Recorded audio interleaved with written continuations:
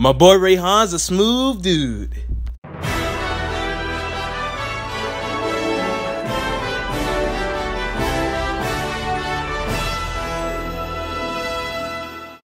Yo, what's up everyone? TreyMan1 here. Welcome back to another Pokemon Journeys anime review. Today, guys, we're not only reviewing episode 45, but also the entire Sword and Shield arc as a whole. So, I'm gonna go ahead and get into the review of the episode, and then I'll give my final thoughts and a rating at the end. So, let's go! For starters, I believe that this episode wraps up the arc actually pretty well. Now, I will admit, one more episode would have been better for this arc, you know, to extend the fight, but at the same time, this wasn't a bad ending.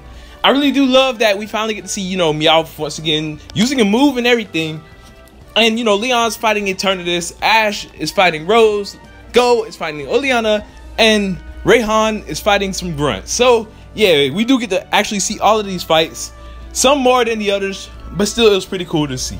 It also turns out Meowth can actually speak in this form and was starting to recognize itself and what its purpose was, and now it's to catch Eternatus for Giovanni.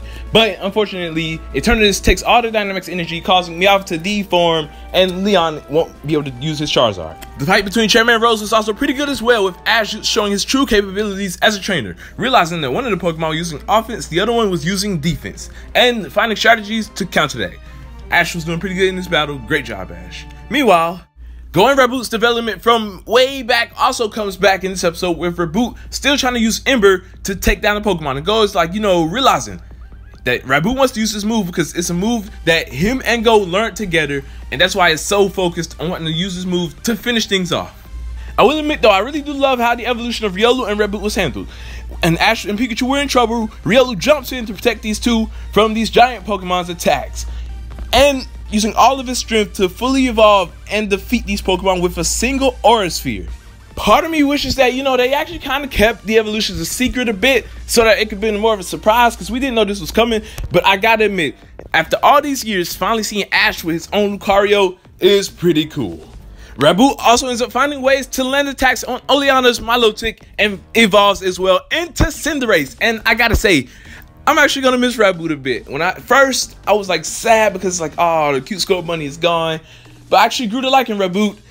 But as you can see, Cinderace got that personality back. You can see it hug and go. It does the high five and everything. So I am glad to see this great, happy personality back with Cinderace. And remember when I said Rayhan is the best gym leader? My boy asked Sonya on a date after defeating all the grunts. My boy, I see you, Rayhan.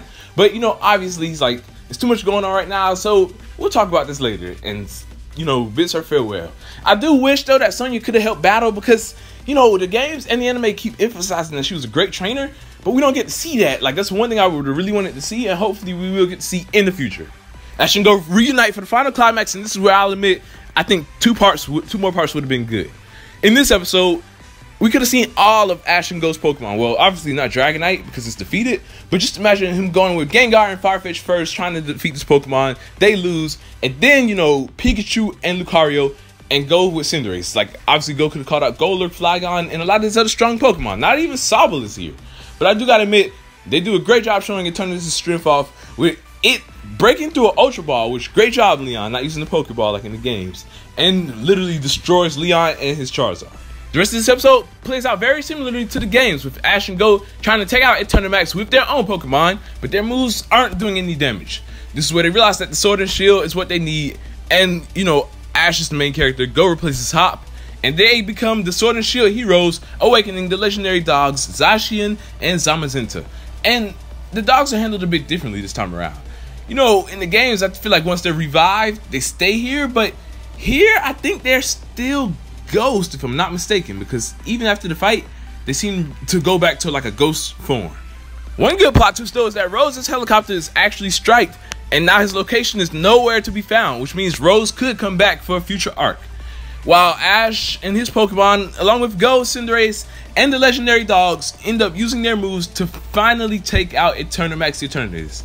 Once again, you know, I think this could have been handled in two parts, where the dogs came back maybe right at this part, or it was a cliffhanger with Ash and Go like what to do, and then in the next episode, the dogs come back and we get a little bit longer of a fight with Eternamax. And to everyone that sleeps on and hates on Go, my boy actually saved the world, bring out a Pokeball to catch Eternatus, and he succeeds, catching his first legendary Pokemon and the strongest Pokemon. My gosh. Now, thankfully, Go does not keep Eternatus. They actually lock Eternatus in a vault deep down in the ground so it can sleep and, you know, won't come back out because it is extremely dangerous. But the way Magnolia talks, it's like, you know, we got to find somewhere else to put it, meaning that there's a chance that Eternatus could come back. But my boy Go has caught Eternatus. Whoa. The remainder of this episode wraps up pretty quickly. The Dynamax Pokemon end up, you know, going back to their regular state. Leon and Sonia actually meet up again for the first time in years, apparently, and Ash and Go are recognized as the heroes, but they end up mentioning that their true heroes are Zacian and Zamazenta. Also love that Sonia actually finally becomes the professor in this arc. Like, I was so happy to see this scene. Great job to you, Sonia. You deserve it. I really do wish, though, you know, this was like longer as well. Maybe if this was like a two-part episode where we could have seen a bit more peace in Galar, you know, everything going back to normal. More about, like, you know, Leon, because normally after you defeat Rose, Leon becomes the chairman. So I'm wondering, is he going to be the world champion and the chairman now, or what's happening with that? Hopefully we will go back to Galar real soon to see what's happening, because Chairman Rose, like, his location is unknown. Ash and Go also end up returning the legendary Sword and Shield and going off to their next adventure with Zacian and Zamazenta's ghosts watching them, which I do believe we will also see Zacian and Zamazenta again real soon. Now, I do wonder, what do they have up their sleeves for a future arc with Zacian, Zamazenta, Eternatus, Rose, and, you know, just everything, because we've already tackled the story of the games, which I gotta admit, they actually did a pretty good job with, and I'm ready to see what they have in store for us in the future. Overall, though, this episode was a great conclusion to the arc. I do wish it was 2 more parts, but for them to do this in 4 parts, they wrapped it up pretty good. And now it's time for the arc review. I gotta say, you know, this was a great arc. I do wish there was more build up before this arc, because we weren't in Galar too much. But for what they did, they told this story off. Like, for one, I think they already did a better job than the games at telling the story of Sword and Shield. It was pretty quick. You know, they got to all the major points. They did do a lot of anime differences. And, you know, the final climax was pretty great as well, with Ash, Go being the legendary heroes using Zacian and Zamazenta. A few interesting theories I've seen about Chairman Rose's whereabouts are pretty interesting as well. A lot of people think that he went to the Crown Tundra to hide with his brother. But in the games, we know Chairman Rose and his brother do not have a great relationship, so I'm not too sure if that's where he is. Maybe he does try and go find his brother and his brother declines him or turns him in. I'm not too sure, but wherever Chairman Rose is, you know, I do think he will return for a bigger arc in the future. It's also really cool to finally see Lucario and Cinderace a part of the main cast. I gotta say, their evolution was handled pretty nicely. I do wish it was 2 episodes though, where the evolution happened in the first episode, and then in the next episode, you know, we get the final fight with Eternatus, so that it didn't get too much overshadowed. But the good thing is that we do have the Mewtwo episode coming, where we will get to see more of Lucario and Cinderace in action. I just hope that these 2 Pokemon don't take up the whole show and, you know, leave some room for Dragonite, Gengar, Farfetch, and many of Go's other Pokemon. To rate this arc, it would be an 8 out of 10.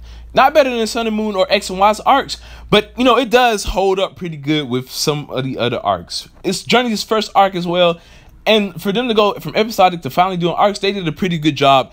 And this leaves me with high hopes for the future of Journeys, for future arcs and continuing stories. But yeah, everyone, in the comment section down below, let me know which of these 4 episodes were your favorite, what was your favorite moment, and what did you think of the arc as a whole? I would love to hear. Thank you all for watching. I hope y'all enjoyed. Don't forget to leave a like and subscribe. TreyMan1, peace out. Next time, Mewtwo rises again.